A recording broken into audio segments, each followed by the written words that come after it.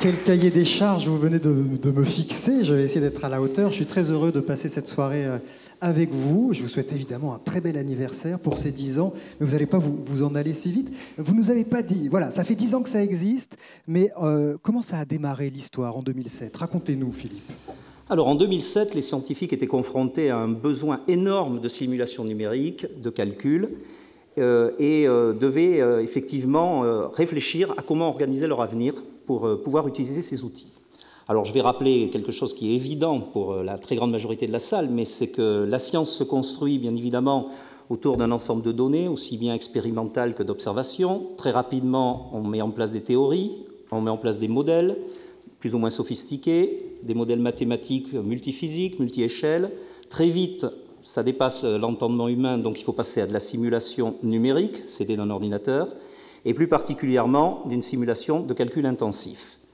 Donc, les besoins grossissant, les instruments grandissant, la complexité se développant dans tous les domaines de la science, il a été nécessaire de créer une entité.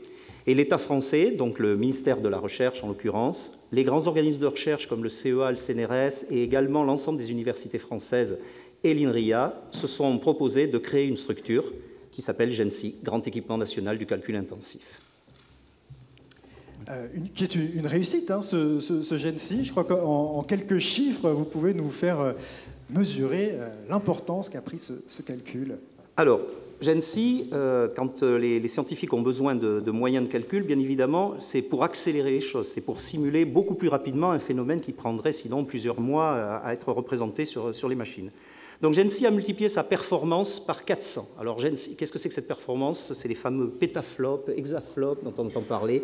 Alors le flop, c'est l'opération par seconde. On en est déjà actuellement aux millions de milliards d'opérations par seconde. Et GENSI a multiplié à l'époque les machines entre 20 teraflops et maintenant on est pratiquement à presque 7 pétaflops. Donc 7 milliards d'opérations par seconde disponibles pour la communauté scientifique. C'est un succès. 6000 projets ont été desservis pendant près de 10 ans, donc à peu près 600 projets par an. Plus d'1,6 milliard d'heures ont été distribuées, parce que notre fonds de commerce, c'est celui-là, c'est-à-dire qu'on offre des heures de calcul de très haute performance au monde scientifique, comme d'autres infrastructures vont offrir des neutrons, des lumières X, ou des télescopes vont permettre d'explorer l'univers, ou d'autres machines d'explorer le génome. Voilà, donc ça, c'est notre fonds de commerce. Ce qui est important aussi, c'est que si on fait tout ça, c'est pour le monde scientifique. Si on le fait, c'est pour vous, pour ceux qui sont dans la salle. C'est-à-dire que vous êtes nos meilleurs ambassadeurs pour ensuite en témoigner. Et on vient de faire réaliser une étude par un personnel scientifique externe, on l'a voulu comme tel à GENSI, pour pouvoir s'évaluer. Et on a découvert que le taux de citation moyen de GENSI est très élevé par rapport à la moyenne de la France sur ces 10 dernières années. Il est de l'ordre de 15,6 par rapport à une moyenne sur la même période qui est à peu près 11,4. Ça veut dire que les scientifiques qui viennent travailler à GENSI sont déjà des scientifiques, bien évidemment, de très haute reconnaissance européenne et internationale, mais que l'accès à un moyen et un dispositif de calcul très performant et très efficient leur permet d'amplifier encore cet effet. Et j'en veux pour preuve le facteur d'impact associé, qui parlera aux grands spécialistes de la salle, je suis désolé pour le reste de l'Assemblée, qui est un facteur d'à peu près 1,48. C'est-à-dire c'est énorme, un impact global et qui est supérieur, là aussi, à ce qui se fait en moyenne sur l'ensemble du secteur. Quant à quelques articles du top 1%, puisque là aussi il existe des top 1% de citations, vous avez à peu près 4 articles principaux qui sont cités dans le top 1% international aussi sur cette période-là.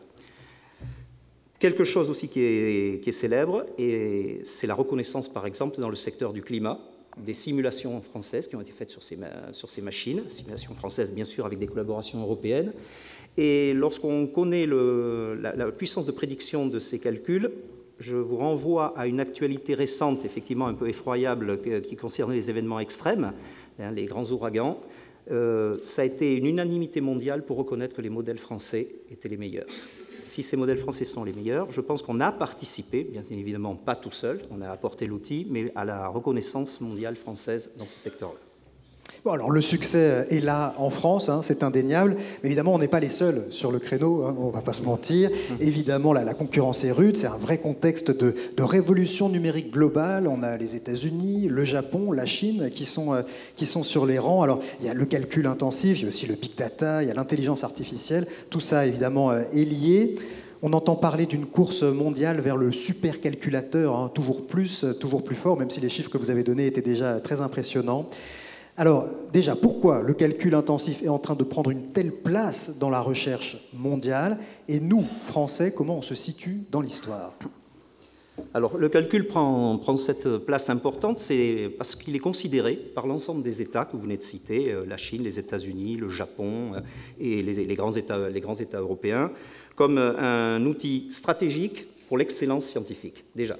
Je crois que j'en ai apporté la preuve, mais on peut l'avoir dans d'autres secteurs. On peut le voir aussi dans le secteur de l'innovation, quand des très grands constructeurs viennent faire de la simulation sur nos machines également, donc pour simuler par exemple des crash tests.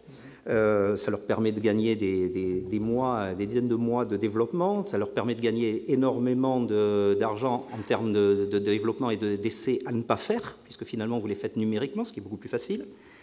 Et c'est considéré aussi comme stratégique du point de vue de l'indépendance économique pour le futur. C'est également un enjeu de souveraineté, puisque tous les États que vous avez cités ont tous émis des stratégies nationales dans lesquelles ils disent que c'est très important pour eux et que sans le calcul, ils ne pourront pas affronter le futur et la concurrence mondiale. Ouais. Oui, donc une place qui va prendre de plus en plus d'ampleur à l'avenir. Allez, un dernier mot, Philippe, vous aviez des remerciements à formuler, forcément. Bien sûr, bien sûr. Alors, tout d'abord, la science, ça se fait avec effectivement des hommes et des femmes, bien évidemment, qui ont des idées, qui vont les mettre en application. Ça se fait avec des outils qui sont pensés, inventés, et des méthodologies qui sont inventées par les équipes, comme GENSI. Mais ça se fait aussi, bien évidemment, avec du matériel. Et pour cela, je voudrais remercier nos sponsors ce soir, notamment les sponsors Platinum, la société Atos Bull, qui est présente ici ce soir, et qui prendra la parole tout à l'heure, et la société Intel, qui est sponsor également Platinum de cette soirée. Je pense que c'est deux noms qui sont célèbres dans le secteur du numérique. Et j'en profite également de cette occasion pour remercier aussi le sponsor Gold de cette soirée, qui est la société Mellanox, spécialiste notamment des systèmes d'interconnexion à très haut débit au niveau de ces machines. Bien évidemment, je réadresse un très grand merci aux représentants du Collège de France, donc Alain Prochian, pour nous avoir accueillis dans ce lieu. Les plus grands remerciements vont bien sûr aller aux associés qui, pendant 10 ans, ont soutenu GENSI et l'ont porté jusqu'à ce point et ont permis son éclosion. Et un très grand merci que j'adresse bien sûr à tous les collaborateurs de GENSI du passé, du présent et j'espère du futur, qui ont fait le succès depuis 10 ans de cette opération, puisque sans les êtres humains à la manœuvre, il ne se passerait absolument rien. Voilà, merci à tous. Merci à vous, Philippe Lavocat.